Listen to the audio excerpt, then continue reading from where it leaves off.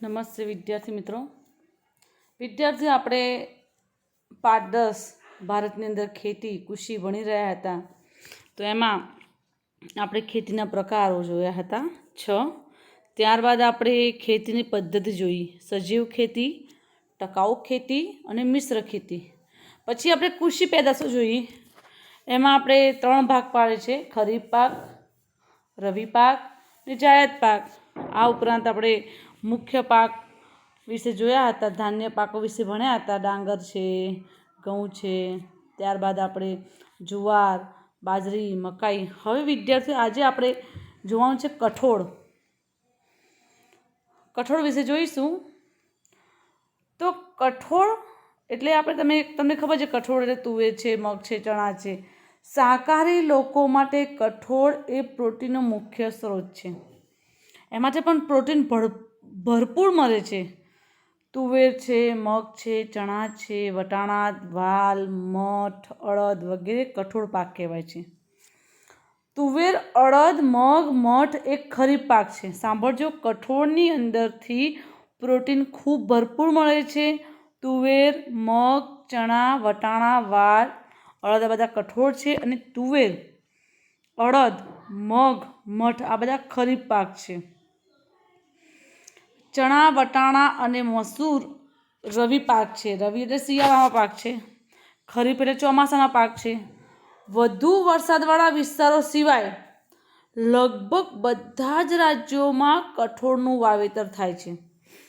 વધારે વરસાદવાળા વિસ્તારો સિવાય લગભગ બધા જ રાજ્યોની અંદર કઠોળનું વાવેતર થતું હોય છે. મધ્યપ્રદેશ, રાજસ્થાન, ઉત્તર પ્રદેશ, મહારાષ્ટ્ર, ઓડિશા, બિહાર, આંધ્રપ્રદેશ વગેરે તેના મુખ્ય ઉત્પાદક રાજ્યો છે. સાંભળજો, કઠોળ કઈ કઈ જગ્યાએ થાય છે વધારે? તો કે મધ્યપ્રદેશ, રાજસ્થાન, ઉત્તર પ્રદેશ, મહારાષ્ટ્ર, ઓડિશા, બિહાર, આંધ્રપ્રદેશ. હવે ગુજરાતની વાત કરીએ તો તુવેરનું વાવેતર વડોદરા જિલ્લાની અંદર, મગ, મઠ કચ્છ જિલ્લાની અંદર, અડદનું વાવેતર પાટણ જિલ્લામાં વધારે થાય છે.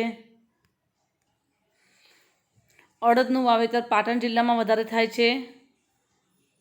કઠોળના પાક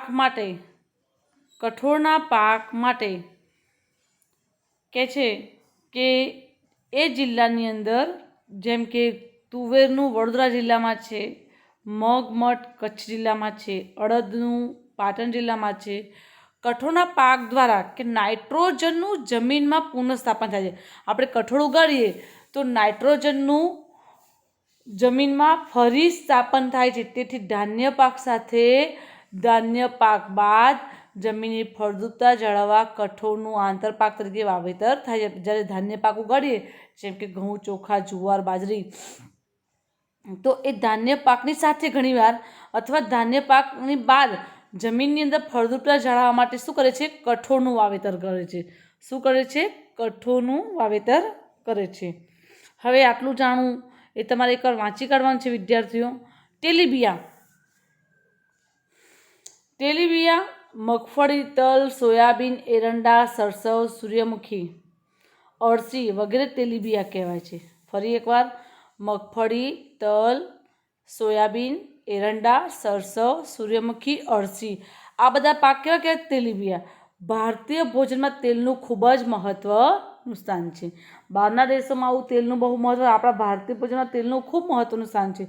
તેલીબિયાંમાંથી ખાદ્ય તેલ ઉપરાંત દાણામાંથી તેલ કાઢી લીધા પછી જે વધે ખોરાક એ પશુઓના ખોળ તરીકે ઉપયોગ થાય છે અને સેન્દ્રિય ખાતર તરીકે વપરાય છે. વિદ્યાર્થીઓ સાંભળજો. હવે તેલીબિયાં આ જે બધા છે, મગફળી છે, તલ છે, સોયાબીન, એના દાણામાંથી તેલ કાઢી લેવામાં આવે. પછી જે વધે છે એ ખોળ એટલે પશુઓના ખોરાક તરીકે અને સેન્દ્રિય ખાતર તરીકે વપરાતું હોય છે. મગફળી એ તેલીબિયાંના પાકમાં મહત્વનું સ્થાન ધરાવે છે. આપણે કઠોળ જોઈએ છીએ. મગફળી એ તેલીબિયાંના પાકને વધારે મહત્વ ધરાવે છે.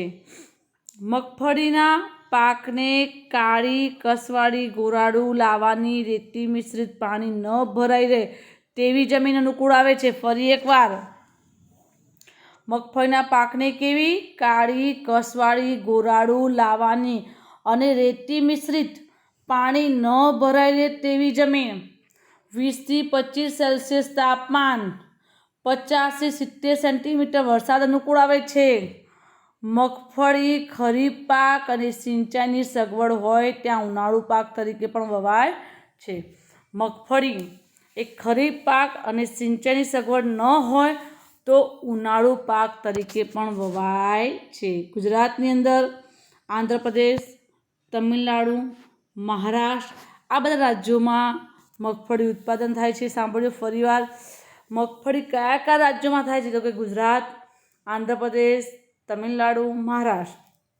હવે મગફળીના ઉત્પાદનની અંદર વિશ્વમાં ભારતનો ચીન પછી બીજો નંબર આવે છે. કયો? ચીન પછી બીજો નંબર આવે છે મગફળીના ઉત્પાદનમાં. પહેલો આવે છે ચીન. દેશના કુલ મગફળીના ઉત્પાદનની અંદર ગુજરાત રાજ્ય પ્રથમ ક્રમે આવે છે. પછી જુનાગઢ, ગીર સોમનાથ, અમરેલી, રાજકોટ, ભાવનગર વગેરે જિલ્લાઓમાં પણ મગફળીનું વવાય છે. કયા કયા જિલ્લાઓમાં? તો અમરેલી છે, રાજકોટ છે, ભાવનગર છે, આ બધા જિલ્લાઓમાં મગફળી વવાય છે.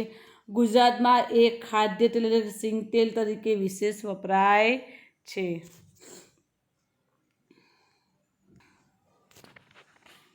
આપણે તેલીબિયા પાક જોઈ રહ્યા છીએ. હવે આપણે જોઈશું તલ. તો સદીઓથી ભારતની અંદર તલના તેલનો વપરાશ થાય છે. ઉત્તર ભારતમાં તે વરસાદ પર આધારિત ખરીફ પાક છે. સાંભળજો, સદીઓથી ભારતની અંદર તલનું તેલ વપરાય છે. ઉત્તર ભારતમાં તે વરસાદ પર આધારિત ખરીફ પાક છે. દક્ષિણ ભારતમાં રવિ પાક તરીકે, ક્યારેક જાયદ પાક તરીકે પણ વવાય છે. દક્ષિણ ભારતની અંદર ક્યારેક રવિ પાક શિયાળો અને જાયદ એટલે ઉનાળુ પાક તરીકે પણ વવાય છે. લગભગ બધા રાજ્યોમાં તેનું વાવેતર થાય છે. તલનું બધા તેલીબિયાના તલ સૌથી વધારે તેલનું પ્રમાણ ધરાવે છે. હવે બધા જ તેલીબિયામાં તલની અંદર સૌથી વધારે તેલનું પ્રમાણ હોય છે. શું હોય છે? તલની અંદર સૌથી વધારે તેલનું પ્રમાણ હોય છે. દુનિયાના લગભગ દરેક ભાગમાં ખાદ્ય તેલ તરીકે પણ વપરાય છે. દુનિયાની વાત કરીએ તલનું તેલ ગુજરાતમાં, ગુજરાત, તમિલનાડુ, પશ્ચિમ બંગાળ, કર્ણાટક છે, મધ્યપ્રદેશ છે, આ બધા રાજ્યો ઉત્પાદક રાજ્યો છે. અને ગુજરાત સમગ્ર દેશમાં તલના ઉત્પાદન અને વાવેતરના વિષયમાં પ્રથમ ક્રમ આવે છે. સાંભળજો, આપણું ગુજરાતની અંદર સમગ્ર દેશની વાત કરીએ તો તલના ઉત્પાદનમાં અને વાવેતરમાં પ્રથમ ક્રમે ગુજરાત આવે છે. અને ગુજરાતની અંદર સૌથી વધારે વાવેતર કઈ જગ્યાએ? બનાસકાંઠા જિલ્લામાં થાય છે.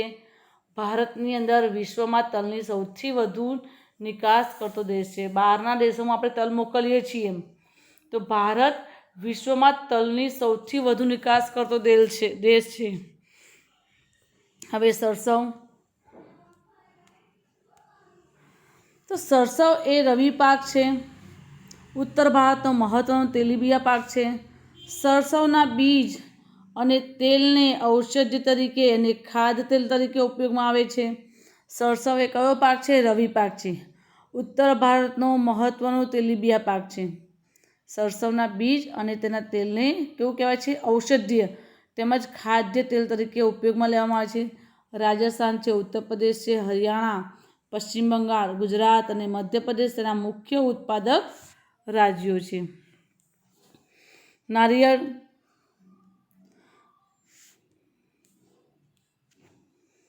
નારિયેળની વાત કરીએ આપણે તો નારિયેળ એ દરિયા કિનારાના ગરમ ભેજવાળી આબોહવા તથા ક્ષારવાળી જમીનમાં થતો બાગાયતી પાક છે. નારિયેળ બાગાયતી પાક છે. દરિયા કિનારાની ગરમ અને ભેજવાળી આબોહવા તથા ક્ષારવાળી જમીનની અંદર આ થતો બાગાયતી પાક છે. ભારતમાં કર્ણાટક, કેરળ, તમિલનાડુ, અંદમાન નિકોબારની અંદર નારિયેળના બગીચા આવેલા છે. સાંભળજો, કઈ કઈ જગ્યાએ? તો ભારતની અંદર કર્ણાટક, કેરળ, તમિલનાડુ, અંદમાન નિકોબારની અંદર નારિયેળના બગીચા આવેલા છે. ગુજરાતના દરિયા કિનારાના વિસ્તારોમાં પણ નારિયેળનું વાવેતર કરવામાં આવે છે. ઓછી ઊંચાઈ ધરાવતી અને વધુ ઉત્પાદન આપતી નારિયેળની જાતો વિકસાવવામાં આવી છે.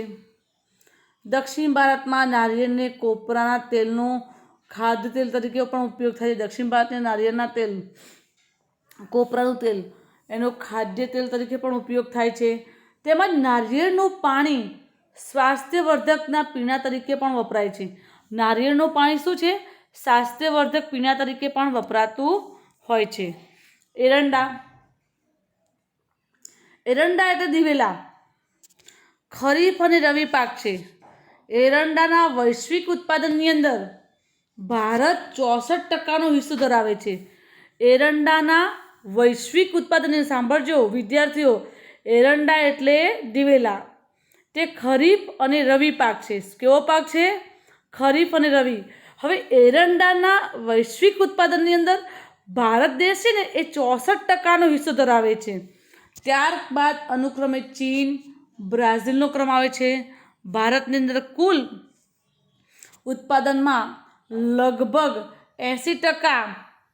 80% ઉત્પાદન તો ગુજરાત કરે છે અથવા ગુજરાતમાં થાય છે. આ ઉપરાંત આંધ્રપ્રદેશ, રાજસ્થાન વગેરેના ઉત્પાદક રાજ્યો છે. ગુજરાતમાં બનાસકાંઠા, પાટણ, સાબરકાંઠા, રાજકોટ, જૂનાગઢ, અમરેલી વગેરે જિલ્લામાં તેનો પાક વધતા ઓછે અંશે લેવામાં આવે છે. આ ઉપરાંત વર્તમાન સમયની અંદર કપાસિયા, સૂર્યમુખી, ડાંગર, મકાઈના તેલનો ખાદ્ય તેલ તરીકે વપરાશ વધી રહ્યો છે. તો આપણે તેલીબિયા પાક જોયા વિદ્યાર્થીઓ. હવે આપણે જોઈશું પીણા એટલે ચા, કોફી, કોકો. તો ચા એ વિદ્યાર્થીઓ આપણે એ ઉષ્ણકટિબંધીય સમશીતોષ્ણકટિબંધીય છોડ છે. તેના છોડના પાંદડા અને કુમળી કૂંપણની પ્રક્રિયા કરી ચાની ભૂકી અને પત્તીનો પીણા તરીકે ઉપયોગ થતો હોય છે. ચીન પછી સૌથી વધારે ચા ઉત્પાદન ભારત કરે છે. ચીન પછી ભારતમાં ચાનું સૌથી ઉત્પાદન થાય છે. શ્રીલંકા, ચીન, અને ભારત ચાની નિકાસ કરતા મુખ્ય દેશો છે. બીજા દેશોમાં મોકલે છે, નિકાસ કરે છે. શ્રીલંકા, ચીન અને ભારત આ ચાની નિકાસ કરતા મુખ્ય દેશો છે. ચાના પાક માટે પાણી સહેલાઈથી વહી જાય તેવી ઢોળાવવાળી અને લો તત્વવાળી જમીન, 20 થી 30 સેલ્સિયસ તાપમાન, 200 સેન્ટીમીટર સુધીનો વરસાદ, વરસભર ઝાપટા રૂપે વરસતો રહેવો જરૂરી છે. ભારતની અંદર ચા અસમ, પશ્ચિમ બંગાળ, ઉત્તરાખંડ, ઉત્તર પ્રદેશ, તમિલનાડુ અને કર્ણાટકમાં વધારે થાય છે. અસમ અને પશ્ચિમ બંગાળમાં દેશની 75% ચાનું ઉત્પાદન. સાંભળજો, આખા દેશની અંદર જે ચા ઉત્પન્ન થાય છે એમાં 75% ઉત્પાદન તો અસમ અને પશ્ચિમ બંગાળ જ કરે છે. ચાના છોડ ઉપરથી પત્તીઓની કુશળતાપૂર્વક છૂટવામાં આવે છે. ચાના છોડને ઉપરથી કુશળતાપૂર્વક એટલે કે સાવચેતી છૂટવામાં આવે છે. કોફી એ પહાડી ઢોળાવો પર સૂર્યનો સીધો તડકો ન પડે ને કોઈ મોટા વૃક્ષની છાયામાં ઉછેરવામાં આવે છે. સાંભળજો, કોફીનો પાક એ પહાડના ઢોળાવો પર થાય છે. સૂર્યનો સીધો તડકો ન પડે, કોઈ મોટા વૃક્ષની છાયામાં ઉછેરવામાં આવે છે. કોફીના પાકને 150 થી 200 સેન્ટીમીટર વરસાદ, વિદ્યાર્થી કેટલો? 150 થી 200 સેન્ટીમીટર વરસાદ અને 15 સેલ્સિયસથી 28 સેલ્સિયસ તાપમાન અને પર્વતીય ઢોળાવવાળી જમીન અનુકૂળ આવતે છે. ભારતની અંદર કર્ણાટક, કેરળ, તમિલનાડુમાં કોફી વધારે થાય છે. કઈ જગ્યાએ? કર્ણાટક, કેરળ, તમિલનાડુ. કર્ણાટકના કુર્ગ પ્રદેશમાં, યાદ રાખજો, કર્ણાટકનો કુર્ગ પ્રદેશ કોફીના ઉત્પાદન માટે જાણીતો છે. કોફીના ફળને એકઠા કરી તેના બીજ કાઢી તેની પ્રક્રિયા કરી દળીને તેના પીણા તરીકે ઉપયોગ થાય છે. કોફીના ફળને શું કરવામાં આવે છે? એકઠા કરી દેવામાં આવે છે, પછી એના બીજ કાઢી તેની પ્રક્રિયા કરવામાં આવે છે અને તેને દળી અને તેના પીણા તરીકે ઉપયોગ થતો હોય છે. હવે કોકો. તો વિદ્યાર્થીઓ, કોકો એ વૃક્ષના ફળના બીજમાંથી, કોકોના વૃક્ષના ફળના બીજમાંથી કોકો તૈયાર. કોકો શેમાંથી? કોકોનું જો વૃક્ષ હોય છે એનું ફળ હોય છે, એના બીજમાંથી કોકો તૈયાર કરવામાં આવે છે. કોકો એ પેય પદાર્થ છે. પેય પદાર્થ છે. તેમાંથી ચોકલેટ પણ બનાવવામાં આવે છે. તેને ગરમ અને ભેજવાળી આબોહવા, વધુ વરસાદની જરૂર પડે છે. આફ્રિકન દેશોમાં મુખ્ય ઉત્પાદકો છે. આફ્રિકાના દેશોના તેના મુખ્ય ઉત્પાદક દેશો છે. કોકોનું ભારતની અંદર કઈ કઈ જગ્યાએ? તો કે કેરળ, કર્ણાટક, આંધ્રપ્રદેશ અને તમિલનાડુ, 4 રાજ્યો છે. કેરળ, કર્ણાટક, આંધ્રપ્રદેશ અને તમિલનાડુમાં વાવેતર અને ઉત્પાદન વધી રહ્યું છે. હવે આપણે રોકડિયા પાક વિદ્યાર્થી જોવાના છે, એ આપણે નેક્સ્ટ વિડીયોમાં જોઈશું.